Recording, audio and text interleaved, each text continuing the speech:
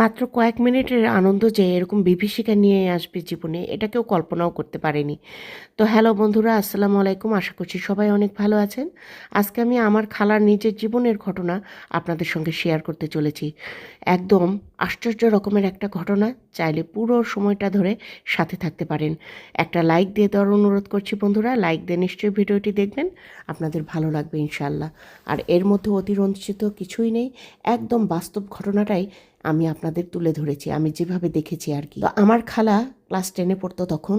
দেখতে ভীষণ সুন্দরী ছিল, খুবই চমৎকার তার চলন বলন, একদম শরীরের গঠন, আর তার লম্বা লম্বা চুল ছিল, মাশাআল্লাহ এত সুন্দর চুল। আর আমার খালার চোখের পাপড়িগুলো ছিল ঘন আর কালো। আসলে সুন্দর চোখ বলতে যেটা বোঝায় সেইটা। তো সব মিলিয়ে আমার খালা বেশ সুন্দরী ছিল দেখতে। তো এটা অনেক আগের কথা, আমি আপনাদের সঙ্গে শেয়ার করছি। তো খালা কিন্তু তখন এসএসসি টেস্ট পরীক্ষার পরে আমার খালার স্কুলে বিদায় অনুষ্ঠান হবে। তো সবার মতো অনেক প্ল্যান করে রেখেছে, বিদায় অনুষ্ঠানে কি কি করবে, কি আনন্দ হবে, অনেকগুলো বান্ধবী মিলে এইসব প্ল্যান করে রেখেছে আর কি। আর তার মধ্যে বলে রাখা ভালো, আমার খালা যে জায়গাটাতে থাকতো, মানে আমার নানার সঙ্গে থাকতো আর কি, আমার নানার বাড়িটা দুইটা মাত্র বাড়ি মিলে একটা পুরা এলাকা, বিশাল বড় এলাকা। আমার নানারা খুব অবস্থাপন্ন মানুষ ছিল, আমি আগেও বিভিন্ন ভিডিওতে বলেছি এটা। আর নানাদের খামার বাড়ি ছিল ওইখানে। তো ওই খামার বাড়িতে শুধুমাত্র দুইটা ভাগই থাকতো, নানা এবং নানার আর একটা জাত্তাতো ভাই। ওরা অবশ্য দুই ভাই থাকতো একই বাড়িতে, ওদেরও বিশাল বড় বাড়ি, ভাই বোন মিলে ওরা থাকতো। আর আমার নানা সেই হিসাবে ছোট ছোট বাচ্চাদের নিয়ে থাকতো। তো খুব বেশি বড় নয়, বড় ছিল আমার আম্মা। বোনদের মধ্যে শুধু আমার আম্মারই বিয়ে হয়েছে। আর আমার নানার ছেলে মেয়েও ছিল অনেকগুলো, 7জন ছেলে মেয়ে ছিল তখন, 5জন মেয়ে ছিল আর 2টা ছেলে ছিল। আর তো আমার সমবয়সীও ছিল অনেকেই, তাদের সঙ্গে আমি খেলতাম। তো নানা বাড়িতে গেলে ভীষণই মজা হতো আমার। তো খালার যখন বিদায় অনুষ্ঠান হবে, আমার যে খালার স্কুলের অবস্থানটা এখন বলি, নানার বাড়ি থেকে 2-3টা জমি পার হলেই খালার স্কুল। আর ওটাও নানাদেরই জায়গা, স্কুলের জায়গাটাও নানাদেরই জায়গা। এখন খুব প্রতিষ্ঠিত একটা স্কুল সেখানে, হাই স্কুল মানে প্রাইমারি স্কুল দুটাই আছে। তো নানারা স্কুলের জন্য জায়গাটা দান করেছে। অত্র এলাকায় কোনো স্কুল ছিল না, যেহেতু অবস্থাপন্ন মানুষ ছিল সেই হিসাবে নিজেদের বাচ্চাদেরও লেখাপড়ার সুবিধার্থে স্কুলের জায়গাটা দান করেছিল। আমার নানাও সে আমলে অনেক উচ্চশিক্ষিত মানুষ ছিল, বিএড করা একজন মানুষ, তারপরে আবার এলএলবি পাশ করা ছিলেন। তো এইরকম আর একটু খেয়ালি টাইপের মানুষ ছিলেন, চাকরি বাকরি করতেন না, তবে খুব উদার মনের ছিলেন, উচ্চশিক্ষিত মানুষ, খুব উদার মনের ছিলেন। তো যাই হোক, আমার খালা কিন্তু ওই বাড়ির সামনে স্কুলটাতেই পড়াশোনা করতো। আর খালার যে বান্ধবীরা ছিল তারা কিন্তু স্কুলের পূর্ব সাইডে, মানে স্কুল পার হয়ে আরও একটা, স্কুলের মাঠ পার হয়ে আরও একটা পাড়া আছে, তো ওই পাড়াতে তারা থাকতো। তো সেখান থেকে খালাকে ডাকতে এসেছে তারা। খালা একদম নতুন জামা কাপড় পরে সেজে গুজে, একে তো সুন্দরী, তার উপরে মনে হয় রূপে আগুন ধরেছে এইরকম একটা। তো খালা খুব সুন্দর করে সেজে গুজে সবার সঙ্গে স্কুলে গেছে। তো স্কুলে যথারীতি সবাই মিলে অনুষ্ঠান হয়েছে, ওখানে রান্নাবাড়ি হয়েছে, গরুর মাংস দিয়ে ওখানে খাবার দাবার খেয়েছিল দুপুরবেলা। তো খালার বান্ধবীরা সবাই মিলে বলতেছিল যে শোন, এসএসসি পরীক্ষার পর আমরা এক একজন এক এক দিকে চলে যাব। তো আজকে আমরা বান্ধবীরা সবাই মিলে অনেক সময় ধরে আড্ডা দিব, গল্প করব। তো ওরা ওইদিকে রান্না করছে করুক, তো আমরা এদিকে আয়, আমরা বসে গল্প করি। তো রাস্তার পাশে এই শুনশান একটা জঙ্গলের মতো জায়গা ছিল। বিশ্বাস করেন, আমি 30 বছর পর গিয়েছিলাম। আমার নানার যে ভাগি ছিল, সে ভাগি, আর এক ভাগি তো ভাই যেটা, উনি মারা গেছেন, উনিও আমার নানা হন। তো আমি কিছুদিন আগে কিন্তু আমার ইউটিউবে একটা ভিডিও শেয়ার করেছি, তো উনিও কিন্তু আমার নানা হন। তো উনি মারা গিয়েছিলেন। তো ওই জায়গাগুলো ছোটোবেলায় যেরকম গা ছমছমে দেখে এসছি, আজও ঠিক অমনি গা ছমছমে জায়গায় আছে, একটুও উন্নত হয়নি ওই দিকের রাস্তাঘাটগুলো। ঠিক ওই সেকেলে টাইপের আগের যুগে যেরকম ছিল এখনও ওই রকমই আছে, জঙ্গল চারদিকে গাছগাছালি এইরকম আর কি। বেশ ভুতুড়ে একটা জায়গা, একদমই ভালো লাগেনি। আমার হাজব্যান্ড মাটি দিতে গিয়ে এসে মন্তব্য করছে যে একদম ভৌতিক একটা জায়গা, কিভাবে থাকে ওখানে। তো চিন্তা করুন আরও 30 বছর আগে কেমন ছিল। তো যাই হোক, ওই জায়গাটাতে আমার খালারা বসে আড্ডা দেয়। ওই যে স্কুলের পাশে জঙ্গলটা না, ওইখানে বসে আড্ডা দেয়, সব বান্ধবীরা মিলে হাসি ঠাট্টা মজা গল্প এরকম করে। আর ওই সময়টা ছিল একদম দুপুরবেলা, একটার সময়। আর আমার খালা কিন্তু ওদিকে রান্না যেখানে হচ্ছে সেখানে সহযোগিতা করে এসেছে, গরুর মাংস ধুয়ে দিয়েছে, মশলা দিয়ে পাতি দিয়ে হাতে মেখে দিয়ে রান্না তুলে দিয়ে তারপরে এসে গল্প করছিল। তো প্রথমে একবার গল্প করে চলে গিয়েছে, গিয়ে আবার খাবার দাবার খেয়ে এসে বাসায় না গিয়ে বললো যে চল ওইখানে বসে বেশ ভালো লাগলো, ছায়া গাছের নিচে আর একটু বসে গল্প করে নেই। তো গল্প সল্প করছে, আর এদিকে ওই জঙ্গলটা আবার বাঁশঝাড়, পাকুড় গাছ, বট গাছ, তেঁতুল গাছ, আরও নাম না জানা অনেক খোকসা গাছ, অনেক জঙ্গল এই টাইপের আর কি, একটু ভৌতিক ভৌতিক ঝোপঝাড়যুক্ত জায়গা। তো দিনের বেলাতেই ওই সাইডটাতে কেউ যায় না। এমনকি ওখানে যে ডালপালাগুলো কেটে একটু পরিষ্কার করবে, নানাদেরই জায়গা ওগুলো সব, ডালপালাগুলো কেটে যে একটু জায়গাটা পরিষ্কার করবে এমন কিষানও পাওয়া যায় না, এইরকম আর কি। তো নানা এবং নানার ভাগীদের ওই নানাদের অনেক জমি জমা, সবাই মানে দুই ভাগী মিলে অনেক জমি জমা, যেহেতু খামার বাড়ি, চারিদিকে মাঠ জমি আর মাঝখানে দুইটা মাত্র বাড়ি। তো এই অবস্থায় নানারা কিন্তু কিছু গরিব মানুষকে ডেকে এনে পুকুর পাড়ে জায়গা দিয়েছে যে তোমরা এখানে থাকো, আমাদের লেপা পোছা, ঘর দোর, ধান সেদ্ধর কাজ করা, এগুলো কাজ করার জন্য আমরা কিষাণ পাট পাই না। তো তোমরা হাজব্যান্ড ওয়াইফ দুইজনে কাজ যেহেতু করতে পারো, গরিব মানুষ তোমরা, তো আমাদের বাসায় তোমরা কাজ করবা আর আমাদের এই পুকুর পাড়ে জায়গা দিলাম, তোমরা এইখানে থাকবা।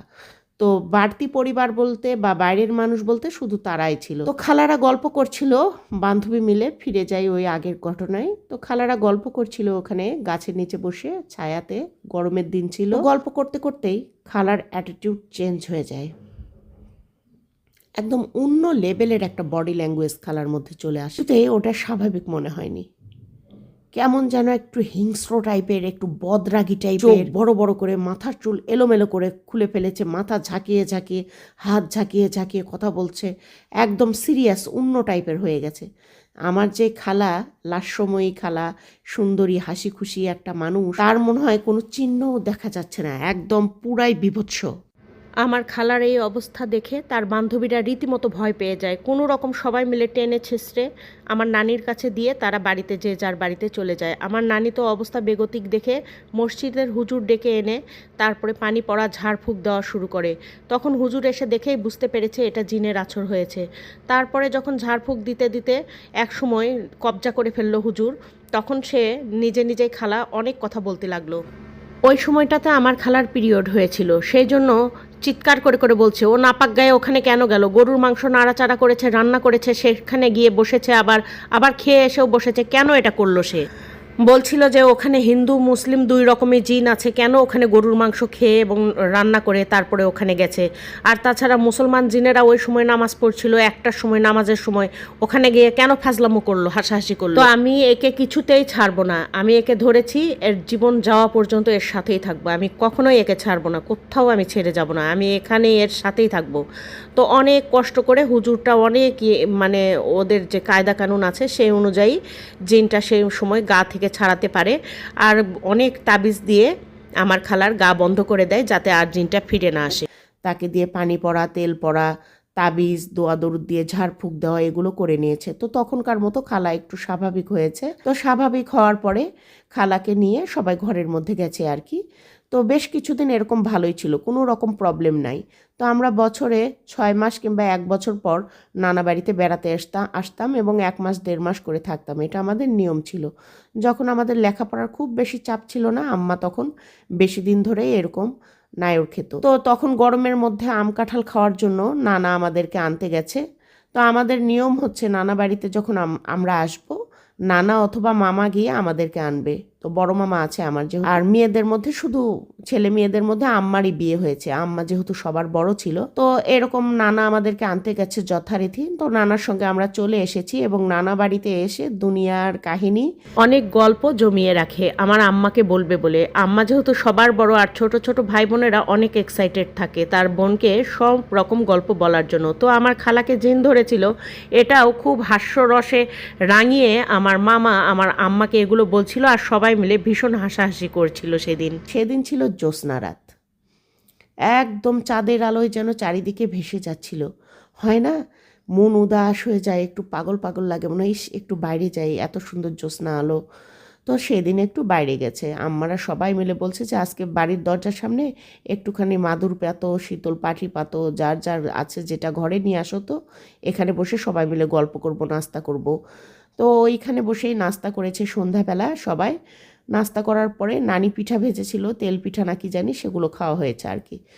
তো ওই নাস্তা করে তারপরে ওখানে সবাই বসে গল্প করছিল যে যার মতো। অনেক রকম গল্প জমা থাকে ভাই বোনের, তো আম্মারা গল্প করছিল, তো আমরাও বসে বসে শুনছিলাম। এরই মধ্যে আমার ওই খালাটা কিন্তু ঘুমিয়ে পড়েছে, যে খালাটাকে জিন ধরেছিল আর কি, সে খালাটা কিন্তু ঘুমিয়ে পড়েছে। তো আমার আম্মা সবাইকে তুলে নিয়ে বলছে যে এখন রাত 9টা বেজে গেছে, আমরা বাড়ির ভিতরে যাব, বাইরে থাকা নিরাপদ না। একে তো খোলা প্রান্তরে আমাদের বাড়ি, একদম মাঠের মাঝখানে মাত্র 2টা বাড়ি, চোর ডাকাতের ভয় থাকতে পারে, কেউ যদি এই সময় খারাপ উদ্দেশ্য নিয়ে আসে কেমন হবে, এখন বাড়ির ভিতরে ঢোকো সবাই, রাত 9টা বেজে গেছে। যেহেতু গ্রাম, বুঝতেই পারছেন, গ্রামে তো সন্ধ্যা হলেই লোক জনশূন্য হয়ে যায় আর কি। তো এরকম সময়ে আমার খালাকে আমার আম্মা ডাকতেছে, আমার খালা যেহেতু ঘুমিয়ে পড়েছে, যে এই ওঠ, ঘরের মধ্যে যাবি না নাকি সারা রাত এখানেই থাকবি, ওঠ ওঠ। তো আমার খালা কিন্তু উঠছিল না, তো আম্মা একটু হাত দিয়ে জোরেই ঠেলা দিল, এরকম করে দিয়ে ঠেলা দিয়ে বলতেছে যে এই ওঠ, ঘরের মধ্যে যাচ্ছি আমরা, তুই এখানে থাকবি কেন, ওঠ ওঠ। একবারে ছটাস করে আম্মার দিকে খালা, মানে বীভৎস একটা দৃষ্টি যাকে বলে বন্ধুরা, যে কেউ মানে গায়ের রোম দাঁড়িয়ে যাবে, যে কেউ ভয় করতে বাধ্য, এইরকম একটা দৃষ্টি নিয়ে সে একবারে উঠে আম্মার দিকে তাকালো। কোনো কথা নেই, বাতরা নেই, ঠাস করে আম্মার গালে থাপ্পড়, মানে সে থাপ্পড়ের ওজনটা এমন টাইপের, আম্মার সহ্য করা কঠিন হয়ে গিয়েছিল। সবাই তো হতভম্ব যে এ কোন আচরণ। সঙ্গে সঙ্গে আম্মা বুঝে ফেললো যে একে আবার জিনের আসর হয়েছে এর উপরে। জ্যোৎস্না রাতে বাইরে এসে এরকম বসে আছি আমরা, একে নিয়ে এই জিনিসটা এর আবার আচর হয়েছে। তখন আম্মা বলল যে এই তুই এরকম করতেছিস কি জন্য, একদম মানে উম্মাদের মতো আচরণ করতে লাগলো আম্মার সঙ্গে, যে যাচ্ছে তাকেই মারতে আসতেছে। তো এরকম অবস্থায় আম্মার তো ইয়াসিন সূরা জানা ছিল, কোনো কথা না বলে আম্মা প্রথমে আমার খালার মাথায় মানে কপালের উপরে একটা হাত রেখে দিল, দিয়ে সমানে ইয়াসিন সূরা পড়তে শুরু করলো। ইয়াসিন সূরা পড়তে পড়তে যখন 1 রুকু সমপরিমাণ ইয়াসিন সূরা পড়া হয়েছে, তখন আমার খালা আস্তে করে গা হাত পা নেতিয়ে দিয়ে ঘুমের মতো করে একদম স্বাভাবিক হয়ে গেল, ওখানে মনে হয় ঘুমিয়ে পড়লো, এরকম অবস্থা আর কি। তারপরে ধরাধরি করে পুরাটা ইয়াসিন সূরা পড়ে আম্মা ফু দিয়ে দিল আমার খালাকে। নানি, মামা, আরও অন্যান্য খালা, ছোট ছোট খালারা সবাই সাথে আছে, আমিও আছি। তো এরকম সময়ে আমার খালা একটু স্বাভাবিক যখন হলো, তখন নিয়ে বাড়ির মধ্যে সবাই মিলে চলে গেল। পরে নানি আবার হুজুর নিয়ে আসে, মসজিদের ওই হুজুরকে ডেকে নিয়ে আসে, আবার দোয়া দরুদ তাবিজ এগুলো দিয়ে, পানি পড়া তেল পড়া এগুলো দিয়ে দিয়েছে। খালা একদম স্বাভাবিক আচরণ। তো সবাই সেই থেকে জানে যে আমার খালার জিন ধরেছিল। তো আমার খালা আমাদের বাসায় একবার বেড়াতে গেছে, আমার আব্বা আবার অনেক বড়, তো ছোট বোনের মতো সবাইকে আদর করত। তো বগুড়ার মানুষ, আমার আব্বা আমার খালাকে বনি বলে ডাকতো। তো আমার আব্বা আমার খালা ঘর গুছাচ্ছে, বাড়ি ঘরে একটু ঝাড় দিয়ে দেয়, বোনের হেল্প করতেছে আর কি, সুন্দর করে সাজিয়ে গুছিয়ে দিচ্ছে। আমার আম্মা এবং আমার খালা দুইজন মিলেই কাজ করছে। তো আমার আব্বা ঘরে বসেছিল, তো আমার আব্বা আমার খালাকে বলল, বনি তোকে বলে জিন ধরছিল। তো আমার খালা বলতেছে, হ্যাঁ দুলা ভাই, আমাকে জিন ধরছিল। তো বলছে, তোর তখন কীরকম লাগতেছিল বনি? তখন আমার খালা তার মানে ইয়াটা শেয়ার করলো, তার অনুভূতিটা। সে বলতেছিল, দুলা ভাই ওই জিনিসটা যখন আমার কাছে আসে, মনে হয় আমার পুরা শরীরে আগুন ধরে যায়, আমার পুরা শরীর জ্বালা করে। আমার আব্বা বলতো যে তুই কোনো দোয়া দরুদ পড়িসনি? তখন আমার খালা বলল যে হ্যাঁ, আমি লা হাওলা ওয়ালা কুওয়াতা ইল্লা বিল্লাহিল আলিয়্যিল আযীম এইটা যখন বলতাম, তখন মনে হয় আমার গায়ের জ্বালাটা একটু কমে যেত। আর ওই জিনিসটা দূর থেকে আমাকে বলতো যে তুই এই মানে এটা পড়িস না, এই দোয়াটা তুই পড়িস না, এটা পড়লে আমার গায়ে আগুন জ্বলে যায়, আমি সহ্য করতে পারি না, আমার গা আরও তীব্র জ্বালা করে, তুই এটা বলিস না, এটা বললে আমি তোর কাছে আসতে পারি না। আমার খালাকে এরকম বলতো, যে আমাকে দূর থেকে মনে হয় এরকম ইশারা করতো, এটা পড়তে নিষেধ করতো। কিন্তু আমি সব সময়ই এটা পড়তাম। আমাকে হুজুর বলে দিয়েছে, মসজিদের হুজুর, যে তুমি এটা সব সময় পড়বা, তাহলে তোমার গাটা বন্ধ থাকবে, তোমাকে ওই জিনিসটা ক্ষতি করতে পারবে না। এর 1 বছর পরই আমার নানি মারা যায়। আমার নানি একদম ভালো একটা সুস্থ মানুষ ছিল, কেন জানি মৃত্যুর আগে রক্ত বমি আর রক্ত পায়খানার সঙ্গে রক্ত যাচ্ছিল। আমার নিজের চোখে দেখা 1 থাবার সমপরিমাণ জমাট বাঁধা রক্ত, এরকম দলা দলা রক্ত যাচ্ছিল নানির পায়খানার সঙ্গে। অনেক ডাক্তার দেখিয়েছে, সেই সময় নানা অনেক টাকা খরচা করে জমি বিক্রি করে রাজশাহী মেডিকেলে পর্যন্ত নিয়ে গিয়েছিল, কিন্তু কোনো ডাক্তারই কোনো অসুখ ধরতে পারেনি কোনো দিন।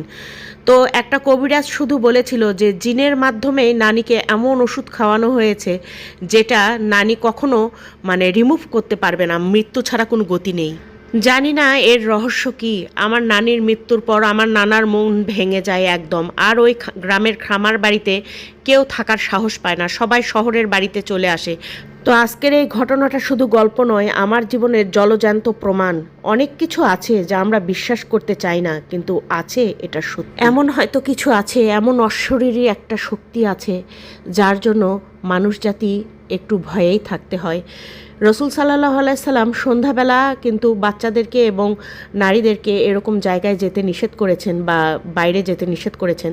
তো আমার মনে হয় এগুলো একটু মেনে চললেই আমাদের জন্য ভালো, যেহেতু জিন জাতি আছে, এটা বিশ্বাস করতেই হবে। তো বন্ধুরা, এই ছিল আমার আজকের একটা ছোট্ট গল্প আপনাদের সঙ্গে শেয়ার করার, রিয়েল লাইফ গল্প। তো বন্ধুরা, খুবই ছোট্ট একটা চ্যানেল আমার, আপনারা আমাকে সহযোগিতা করতে পারেন একটু সাবস্ক্রাইব করে পাশে থাকা বেল আইকনটি বাজিয়ে অল অপশনটা সিলেক্ট করে রাখবেন, এতে করে আমার সকল ভিডিওর নোটিফিকেশন আপনাদের কাছে চলে যাবে। আর এরকম অনেক গল্প করার জন্য আমি আছি, প্রতি একদিন পর পর আমি কিন্তু ভিডিও দিব। সকাল 11টায় আমি ভিডিও ছাড়বো, আপনারা সময় সুযোগ করে নিশ্চয়ই দেখ। আর বন্ধুরা, আপনাদের কাছে আমি আরও একটা রিকোয়েস্ট করছি, যদি এরকম আপনাদের লাইফে কোনো ঘটনা থেকে থাকে তো আমাকে ইমেইলে জানাতে পারেন, আমি নিশ্চয়ই আপনাদের গল্প পড়ে শোনাবো। তো সবাই ভালো থাকবেন।